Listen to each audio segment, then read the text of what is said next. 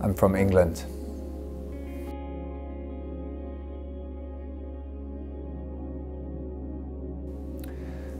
In this training period, my role is Densu. So that means that I'm part of a team who are in charge of looking after the Hondo, which is the main hall, which we have for ceremonies. So all kinds of ceremonial things we're involved with, hojis, which are like memorial services for people who have passed away, anything like the Sunday Zazenkai, anything which takes place there. We're responsible for preparing the building, preparing the Hondo, offering incense, offering ryogozen, which are, food offerings to ancestors, and, taking care of the building, cleaning up after these ceremonies, all kinds of that kind of stuff.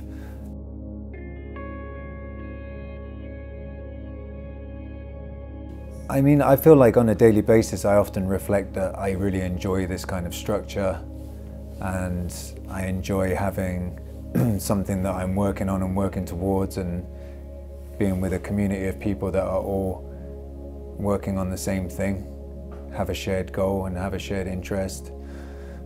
And I enjoy living in the community. It's a 300-year-old royal temple, and then to have this chance to then interact with the community and be a part of a real functional temple which has a huge local support base. Even though I've been here 2 years, when I first came I couldn't believe it. I felt like I was kind of dreaming, because I'd always been interested in Japanese culture and stuff from previously. But even now I still reflect, like, I feel very lucky, and I'm very surprised how supportive and kind the local people are as well, to have these gaijin who are doing the zazenkai and hitting them with a stick and stuff, and they're very kind, they're very supportive. So I always do reflect on how lucky I am, and I basically enjoy it a lot.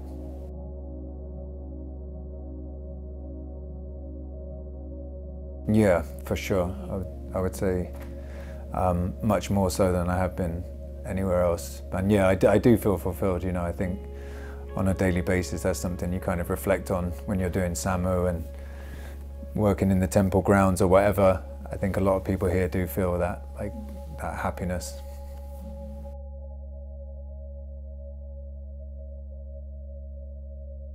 I think maybe the ultimate happiness that we're going for is to go beyond happiness, right? To go beyond happy and sad. That's kind of where I would like my training to take me eventually. But on a kind of basic level of happiness, I feel the life here makes you feel good because it's closer to what is a more kind of traditional or a more natural way of living. Like, we don't have so much heating, we don't have so much comfort, we don't watch TV.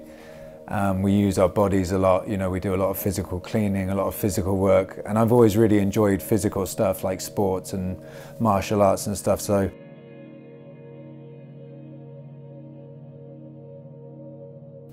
it's something that comes into my mind sometimes. I think about what I'm going to do and what will happen in the future, and I often think of something my teacher has said to us before. He says, don't think too much about the future because it will never be what you expect it to be. So that kind of stops me thinking about it sometimes. But I don't have an aversion to, like, oh, inside the monastery is pure and I want to protect myself and, keep the civilization out or anything like that. I don't have like an aversion to mainstream outside society, and and there shouldn't be a distinction. It all interpenetrates because we're so supported by the outside people here, and they come in and we go out on Takahatsu like this morning and stuff. So there's lots of interflow. I don't think it's like too separated from temple life and the outer society.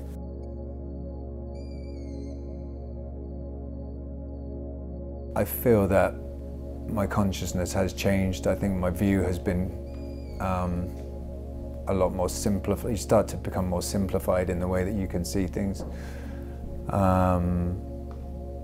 And yeah, I think my worldview and stuff has changed for sure. When I came here, that was, you know, I wanted to change my consciousness and purify my awareness and stuff like that, but I also wanted to deal with my anxiety. The thing is, when you come to a monastery, you face that stuff full on, you know, it's not easy at all. And there are people who have come here with psychological issues that they want to deal with, and you know, you really have to face it full on in this kind of environment, and it can be difficult. But what I have found,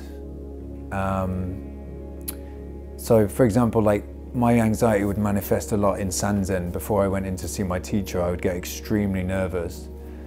And what I find is that's kind of like a form of exposure therapy. By putting yourself through that kind of anxiety day after day after day, it lessens and lessens, and it's like your nervous system becomes harder and toughened. So I think that's one thing it taught me, is that facing your fears, facing your anxiety is very important. So, you know, exposure therapy, it can be very helpful. You know, coming to a place or going to a place that you know you're going to have to feel anxious can be one way through it. But more importantly, something that I'm dealing with and working with myself, is the breath, and how that really, I mean, it reflects your state of mind, but then it also controls your state of mind. So it's like the deeper you can go with the breath, the deeper you can go with the mind, and the more stable and calm and slow and solid the breath becomes. Like that's how your state of mind can become, you know. So by going down and down and down and down into the tanden, you have this kind of, you get more and more stability. And it's, having done, you know, looked into this stuff a lot since being here and tried to do a lot of work on the breath, it's really interesting that most people don't actually even know how to breathe properly. And people are, you know, we breathe up here, and when you have mental health problems, you breathe even more up here, and that makes everything even worse. So it's all about trying to get the breath to go down and down and down. I would really say, look at your breathing and try to, and study it as well. And there's some really good stuff, not just from Zen. There's something called the Buteyko technique, which is made by a Russian doctor, and his teaching is very similar to Zen. It's about making the breath very, very, very long and fine, and extending the breath as long as possible. And this can really relax the body and changes the nervous system. So I would say the breath is really extremely important.